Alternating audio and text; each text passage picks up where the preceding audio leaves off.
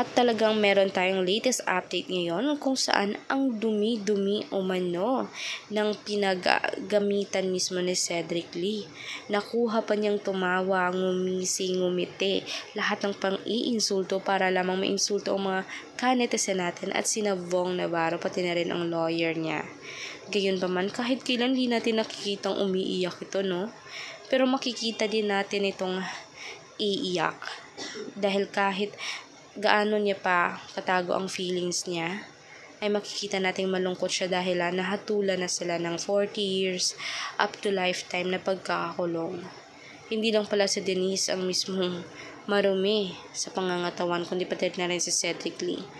Kasalanan din naman nila kasi noong araw na yon, si Vong ay handa sa public apology kahit ayaw.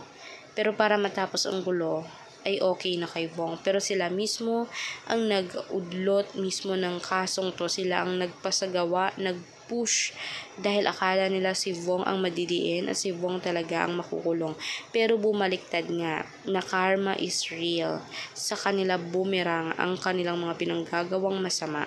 Ngayon, sa paghahatol mismo ng batas, sila ay maninindigan, sila ay tatanggapin dapat ng maayos at luwag sa kalooban kung ano man ang hatol at kung ano man ang parusa na karapat dapat sa kanila.